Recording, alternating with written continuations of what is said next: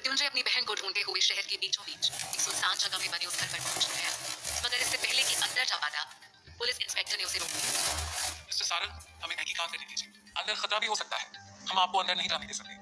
मृत्युंजय ने जिद भी की, लेकिन पुलिस वालों ने उसकी एक नहीं सुनी और अंदर जाकर भी वही हुआ जिसका मृत्युंजय को डर था।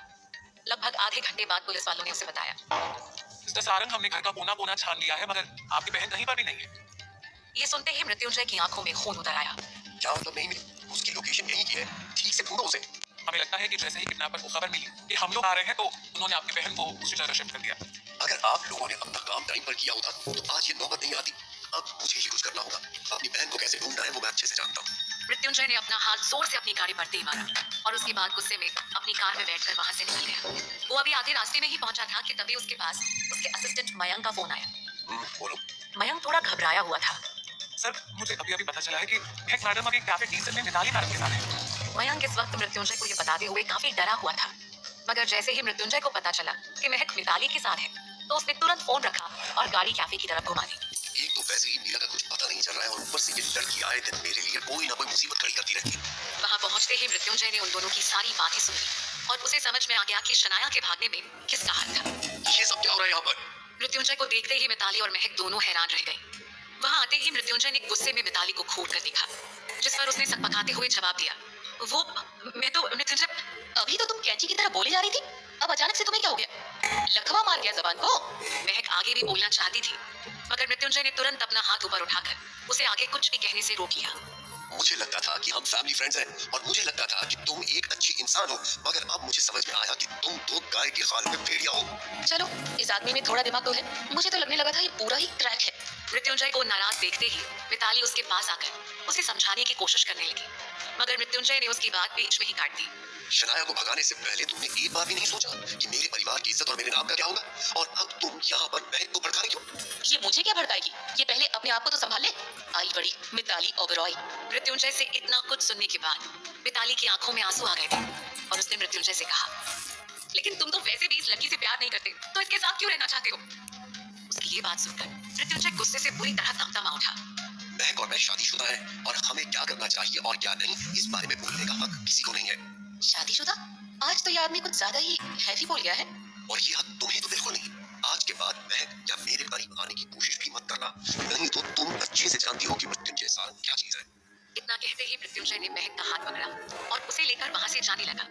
उन दोनों को इस तरह से एक दूसरे के साथ देखकर मिताली ने गुस्से में उन्हें जाते हुए देखा और मन ही मन में कहा, हाँ, चले जाओ मृत्युंजय, मुझसे जितना दूर जाना चाहते हो कर लो कोशिश, लेकिन अगर मैंने तुम्हें इस लड़की से दूर करके अपना नहीं बनाया तो मेरा नाम भी मिताली ओबरॉय नहीं, बहुत जल्द तुम सिर्फ मेरे हो जाओगे, सिर्फ मेरे। मृत्युंजय को अभी कार ड्राइव करते हुए कुछ ही देर हुई थी कि उसने महक पर गुस्सा करना शुरू कर दिया। क्या तुम्हारे अंदर इतना भी दिमाग नहीं है कि तुम ये पता लगा सको कि किससे मिलने जाना चाहिए और किससे नहीं? मृत्युंजय की ये बातें सुनकर महक का गुस्सा सातवें आसमान पर पहुंच गया। मुझे कुछ भी कहने से पहले अपने दोस्तों पर ध्यान दो। वो ही चुंबक की तरह चिपक गई और बार-बार मिलने के लिए बोलने लगी, यहाँ तक कि उसने मुझे मना करने का मौका भी नहीं दिया। उसकी ये बात सुनते ही मृत्युंजय ने तुरंत अपना चेहरा घुमाकर उसकी तरफ घूर कर देखा। देखो, अपनी हद में रहकर बात करो। अगर तुम मिलने पहुंच भी गई थी तो तुम्हें उसकी इतनी बकवास सुनने की क्या जरूरत थी? मुझे भी कोई शौक नहीं चढ़ा था उसकी बकवास सुनने का। और तुम पहले ये बताओ कि ये तुम्हारा चल क्या रहा है? हाँ, तुम्हें जिस लड़की से शादी करनी थी वो भाग गई और यहाँ एक दूसरी ही लड़की सामने है जो अपने आप को तुम्हारा बचपन का दोस्त बता रही है और तुमसे शादी करना चाहती है। इससे ज्यादा कॉम्प्लिकेटेड लाइफ मैंने कभी किसी की नहीं देखी। और तुम्हें देखने की जरूरत भी नहीं है। अपने काम से काम रखो और चुपचाप बैठी हो। लेकिन उस लड़की का क्या? वो लड़की तो तुमसे प्यार करती है ना और शादी भी करना चाहती है, तो तुम यहाँ मेरे साथ क्या कर रहे हो? भगवान के लिए मेरा पीछा छोड़ो और उस लड़की से शादी कर लो। वैसे भी तुम दोनों ही एक जैसे खड़ूस और अकड़ू हो, तो तुम्हारी अच्छी जमेगी। उसके इतना कहते ही मृत्युंजय ने कार के ब्रेक जोर से लगाए और महक ने देखा तो वो लोग घर पर आ चुके थे।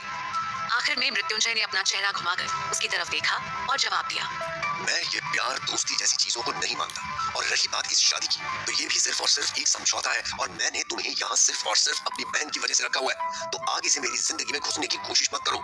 मैंने तुम्हारी जिंदगी में घुसने की कभी कोशिश की भी नहीं। वो तो तुम्हारी खास दोस्त जबरदस्ती मुझे तुम्हारे ड्रामा में घसीट रही थी। इतना कहते ही महक कार से उतरी और जोर से कार का दरवाजा बंद करके घर के अंदर जाने लगी। मृत्युंजय भी गुस्से में तुरंत वहाँ से ऑफिस के लिए निकल गया, मगर घर के अंदर कदम रखते ही महक ने जो देखा उसे देखकर एक पल को उसके पांव तले जमीन खिसक गई। ये सब क्या है? मेरा सामान यहाँ कैसे आया? महक का सारा सामान घर के बाहर हॉल में पड़ा था और वहाँ पर कोई भी मौजूद नहीं था। मेरा सामान यहाँ कैसे आया? किसने मेरा सामान यहाँ रखा? राजू भैया, राजू भैया। मगर इससे पहले कि कोई जवाब दे पाता, रचना वहां पर आ गई और उसने महक से कहा, नौकरों को आवाज देने की कोई जरूरत नहीं है, तुम्हारा ये सामान मैंने बाहर निकाल कर फेंकवाया है। आपने? मगर आंटी, आपने ऐसा क्यों किया? किस तरह की बेशर्म लड़की हो तुम, जो इतना सब कुछ होने के बाद भी पूछ रही हो कि मैंने ये सब क्यों किया? ये सब तो मुझे उसी दिन कर देना चाहिए था जिस दिन मृत्युंजय ने तुम्हारी मांग में सिंदूर भरकर तुमसे शादी की थी। उनकी ये बातें सुनकर महक भी धीरे धीरे भड़कती जा रही थी। लेकिन क्या आप मुझे ये बताने का कष्ट करेंगी कि आखिर मैंने किया क्या है? ओह, किया क्या है? तुम्हारी वजह से इस घर में पुलिस आई है। क्या तुम्हें ये सब मामूली लगता है? महक हैरानी से उनकी तरफ देख रही थी। लेकिन यहाँ पर पुलिस मेरी गलती से नहीं आई थी, मैंने कुछ नहीं किया था, तो आप मुझे ब्लेम कैसे कर सकती हैं? महक के दो टूक जवाब को सुनकर रचना का पारा और भी ज्यादा हाई होता जा रहा था। तुम्हारे अंदर अब इतनी हिम्मत है कि तुम मुझसे जबान लड़ा रही हो? मुझसे? तुम्हारी इतनी हिम्मत कैसे हुई? महक अपनी बेइज्जती बर्दाश्त नहीं कर पा रही थी। बस, बहुत हो गया, बहुत बोल लिया आपने और बहुत सुन लिया मैंने, लेकिन अब और नहीं। मैंने आपसे एक बार कह दिया कि मेरी कोई गलती नहीं है, मतलब नहीं है। मगर रचना इतने पर भी शांत नहीं हुई और उन्होंने आगे कहा, और मीरा, क्या तुम मीरा के लिए भी यही कहोगे कि तुम जिम्मेदार नहीं हो? इस घर की बेटी आज यहाँ पर मौजूद नहीं है और ये सब कुछ सिर्फ तुम्हारे उस घटिया भाई की वजह से हो रहा है। देखिए, मुझे भी यहाँ रहने का कोई शौक नहीं है, लेकिन अगर मृत्युंजय या निर्जला आंटी मुझे जाने के लिए कहेंगे तो मैं चुपचाप चली जाऊंगी। निर्जला दीदी भोली है और तुम्हारी बातों में आ जाती है, मगर एक पल के लिए भी ये मत सोचना कि मैं तुम्हारी बातों में आ जाऊंगी। रचना की ऐसी जिल्लत भरी बातें सुनकर महक के दिल की धड़कन बढ़ गई थी। उसकी सांसें बहुत तेज चल रही थी और वो अपना आपा खो चुकी थी। मुझे आपको कुछ भी समझाने की जरूरत नहीं है, निर्जला आंटी को आ जाने दीजिए, वो कहेंगी तो मैं चली जाऊंगी। महक के ऐसा कहते ही रचना अपने आप पर काबू नहीं कर पाई, और अब मैं तुम्हें यहाँ से जाने के लिए कह रही हूँ। और इतना कहते ही उन्होंने महक को धक्का देते हुए घर से निकाल दिया। महक अचानक से मिले इस धक्के की वजह से अपना बैलेंस खो बैठी, मगर इससे पहले कि वो नीचे गिरती, दो मजबूत हाथों ने उसे कसकर पकड़ लिया। आखिर कौन है वो शख्स जिसने इस वक्त महक को बचाया है? अब महक आगे क्या करेगी? क्या उसे सारे परिवार छोड़कर जाना होगा? जब मृत्युंजय को इस बारे में पता चलेगा तब क्या होगा? जानने के लिए सुनते रहिए कहानी का अगला भाग सिर्फ और सिर्फ